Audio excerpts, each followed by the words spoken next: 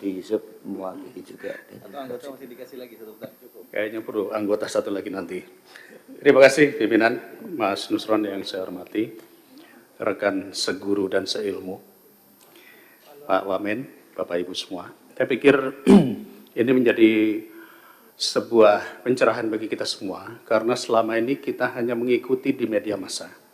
Kita mengikuti apa yang terjadi di Komisi 4 kemarin, ribut-ribut, dan tentu kami mengatakan ini akan sampai pula ke Komisi 2. Dan setelah penjelasan tadi, kita mulai melihat benang merahnya.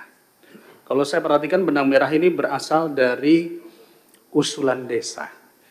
Dan saat ini kepala desa itu sudah dipanggil kejaksaan, kalau saya tidak salah ya, terutama yang Kohot. Agak unik ini, karena desa Kohot ini hampir mayoritas 263 bidang, 390 hektar ada di situ. Di desa lain malah tidak ada, hanya ada mungkin satu desa yang 3 bidang gitu ya. Nah, pertanyaan saya yang terbesar adalah kenapa desa Kohot? Kenapa harus di situ yang paling banyak? Padahal kalau kita lihat perluasan PSN tadi malah tidak ada sama sekali. Lalu kenapa pemerintah daerah, terutama dalam hal ini adalah Kabupaten Tangerang, dengan mudah membuat RT RW ataupun tata ruangnya tanpa melakukan pemantauan secara khusus? Saya mengapresiasi yang disampaikan Mas Menteri tadi, bahwa ini ada oknum ATR yang bersalah dan sudah dilakukan penindakan. Saya pikir ini sangat bagus karena jadi tidak melebar kemana-mana. Kita tahu bahwa usulan-usulan di bawah sekian ribu meter itu adalah di level kantah. Artinya ini sudah diselesaikan, oknum-oknum itu harus ditindak. Tentu harus melalui proses jalur hukum. Nah, tetapi sekali lagi, saya masih bingung, Pak Nusron ya, kenapa desa Kohot paling banyak dibanding dengan desa lain? Ya, bahkan saya dengar katanya kepala desanya naik Rubicon. Kami aja belum tentu kebeli di sini. Jadi ini menandakan bahwa ada permainan antara pengembang atau pengusaha dengan wilayah-wilayah tertentu yang dimudahkan.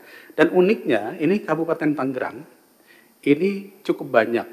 Di Jawa Barat, di Bekasi, saya dengar kemarin beritanya, itu oleh pemerintah provinsi ditolak penggunaan KPPRL itu ya.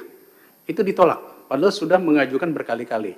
Nah, saya tidak mau mencari kesalahan di mananya, tetapi kira-kira prosesnya bagaimana sih dalam proses penentuan RT RW ataupun tata ruang oleh pemerintah daerah bahkan sampai ke desa.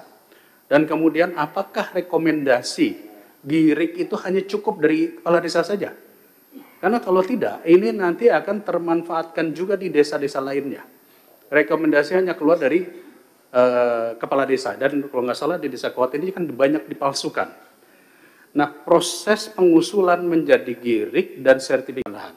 Jadi jangan hanya memindahkan ke satu titik, setelah 2 tahun selesai, malah setelah jadi HGU atau HGB itu dijual kepada perkebunan. Kita harus jelas ketika memindahkan atau mengembangkan daerah strategis ekonomi yang baru, itu bidangnya apa? Apakah perkebunan, apakah sentra budidaya, atau yang lain, itu harus terintegrasi. Jadi saya pikir saya harus memberikan apresiasi kepada Mas Menteri, dan ini perlu ditambahkan kembali. 30% untuk HGU yang perpanjangan saya sangat setuju sekali, sepakat sekali, dan plasma harus dihidupkan. Dan yang terakhir mungkin saya harus menyampaikan, Mas Nusron, tadi ada kawan yang sudah menyampaikan, perlu penguatan hukum, penegakan hukum. Kalau kita perhatikan di sini dari kedirjenan, memang belum ada dirjen gakum, ya, atau deputi penindakan. Dulu ketika saya di Komisi 9, saya pernah mengusulkan agar Badan POM itu punya deputi penindakan. Kenapa? Begini, hampir 40% permasalahan perdata di Mahkamah Agung itu adalah kasus sengketa tanah. Dan kadang-kadang berproses panjang sekali. Saya coba mereview, perlukah ada pengadilan agraria? Nah, kalau ada pengadilan agraria, maka menambah beban tentunya untuk pembentukan lembaga baru. Ada usulan yang sebetulnya sederhana, yaitu adanya deputi penindakan di Dirjen Gakum. Sehingga proses sengketa-sengketa tanah itu lebih cepat diprosesnya. Walaupun mungkin ini akan boleh dikatakan ada bias kepentingan, karena banyak Yang melakukan sengketa tanah permasalahan ini justru adalah di oknum-oknum ATR BPN. Tetapi saya pikir kalau ini bisa diawasi oleh Ombudsman, diawasi oleh KPK dan lain-lain, ini saya pikir ini akan menjadi kuat sekali. Jadi ini harapan saya, Mas Nusron, bahwa permasalahan ini benar-benar kita kawal jangan sampai terulang lagi. Dan apa yang sudah dilakukan saat ini adalah HGB itu dicabut. Tolong diperiksa lagi, masih ada lagi nggak di tempat lain? Mungkin di belahan wilayah yang mana? Dan menurut saya ini menjadi hal isu yang penting karena salah satu penggunaan sertifikat HGB itu adalah untuk minjem uang ke bank. Dan kita tahu banyak yang memiliki HGB ribuan hektar yang mungkin tadi belum tentu dikerjakan, hanya ditaruh di perbankan. Jadi boleh saja nanti silakan dengan Komisi 11 kita nanti melakukan diskusi unik terkait masalah equity tadi, ya. Nah, kembali ke masalah pakai laut ini, Pak Nusron tadi sudah menyampaikan ada sekian jenis, ada sekian nama perusahaan.